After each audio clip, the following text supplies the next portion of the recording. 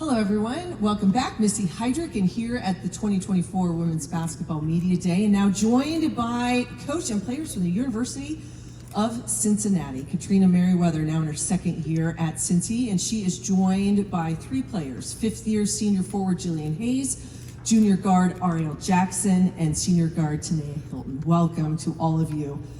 Coach, your phone rang a year ago last March. You returned to your alma mater as the head coach. As you look back at sort of this whirlwind of year one, as I'm sure it was, what did you take from the season and what the Big 12 and the gauntlet that it really is and what it's all about? I think there were a few things. Being back in Cincinnati is incredibly special, and it was amazing to see the investment that was happening into the athletics and then also into our women's basketball program.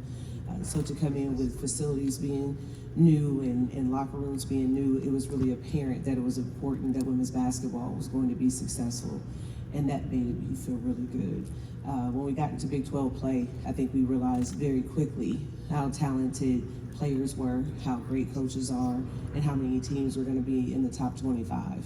And so what we did was we started to celebrate small victories. And I thought that we did a really great job rebounding the ball, but there are obviously some areas that we had to improve on. And I thought that we did a good job being where our feet are and taking small steps forward. And I feel like we're going to do that again this year. That's not an easy thing to do, no doubt about it. But one of the things I think we talked about a year ago is that in a position like you were in, you have to almost recruit the kids that were there and see what that looks like. And recruiting is changing now for all of you on a daily basis. But how important is it going into year two to have veterans like this and people back that you can blend with new faces from the portal and freshmen? I think the mix that you're referring to is essential. You have to have the people who have the experience of the travel of the Big 12, what it looks like to be in those arenas where there's so many fans, so there's not as much shock value. I think in the locker room they probably can prepare each other far better than I ever could because it's their experience. So I'm really proud that we have the group back that we do. Recruiting has changed significantly, but our staff is just always going to say, we want people who want to be Bearcats. And so the people that we have are the ones that we know are invested. And that's what's important when we bring in new ones, because then that culture just extends out to them as well. What has struck you about this group as practice has officially begun, and what have you liked from them on the floor? My favorite thing is we take better care of the ball. that to me was, our Achilles heel last year.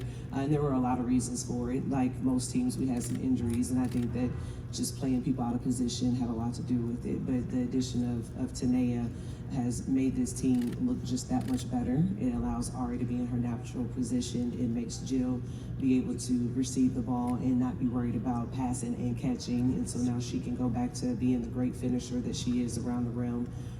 So I think that that's my favorite thing. But the next thing would just be their tenacity defensively. We're going to be better in that area too, which is always really important to us. I've got a couple questions here for the ladies. Fifth-year senior forward Jillian Hayes, an all Big 12 honorable mention selection a year ago, top scorer for this Bearcat squad the last 3 seasons. You had another great year last year, and then you make the decision to come back. What went into that for you, and why was it important to return for this 5th year? I think it was really important to return. I feel like I had unfinished business. Trina and her staff are incredible, and I just always say there's no other place I wanted to be. Cincinnati's home to me, the community and all of that. And I just think we have something really special that we're building, and I wanted to be a part of that. Ariel Jackson, 23 starts last season. What was your focus in the off season after you've had this first year, the taste of the Big 12? What did you say, this is what I got to be better at, this is what I have to improve on? Now with Tineya here, I can move back to my true position. So just trying to be more aggressive with the ball, and I've been working on my defense, trying to be in the right spaces for my team. And well, Tineya, it seems like a lot of people are very happy that you are here at Cincinnati, and not only on and off the floor, a transfer to the Bearcats from Texas A&M. It's a lot of new things when you make that move, and it's on the floor, off the floor, you have spring, summer. But what has it been like for you in terms of getting going in practice, and how have you approached it from a day-to-day basis? I would say taking it day to day, figuring out ways to improve on my weaknesses, figuring out ways to help the team improve, whether that's defensively, offensively, and just working together as a team for sure. As a point guard, as a primary ball handler, what is it about this system that Coach runs and what we're going to see from the Bearcats on the floor that I think is going to help elevate you all going into this season? I would say allowing everybody to play their true selves. So that's tying into Ariel, being able to go back to her old self and playing the way she plays, allowing me to facilitate for the team, allowing Jillian to finish around the rim. So I think it just ties into everyone playing their role. All right, to all of our media members out there, if any of you have a question, please raise your hand. I think we have Cynthia, we'll do right here in the front. There you go.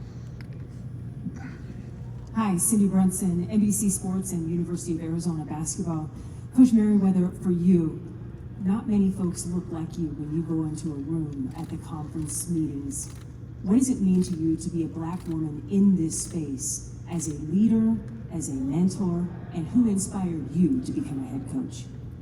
I think that the inspiration starts, my father was a coach, and he'll say it was his father that got him into it as well. And coaching for us is really just teaching and being impactful to young people. But you can't talk about being a Black female and coaching without talking about C. Vivian Stringer. And I grew up in Indiana where the Big Ten tournament was in Indianapolis, and so my dad would get us tickets and I would watch Iowa play. And then she would have Tiffany Gooden and Angela Hamlin and all these people who were from Indiana.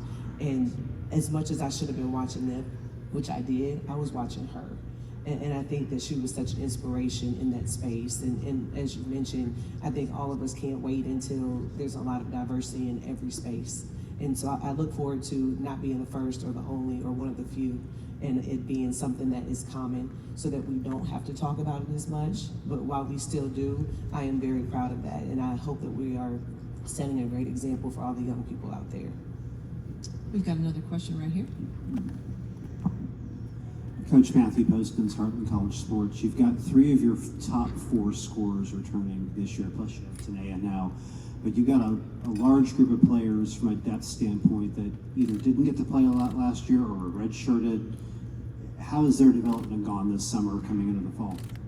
I think one thing that I love about this team is how committed they are, not just to our system or to me, but to each other. And you can see their chemistry on the floor. Because of social media, we can also see their chemistry off the floor, from TikToks to everything else that they post. I think that we're going to continue to celebrate small victories. And I say that a lot because I think in order for us to get to these main goals, we have to acknowledge where we are progressing and where things are getting better.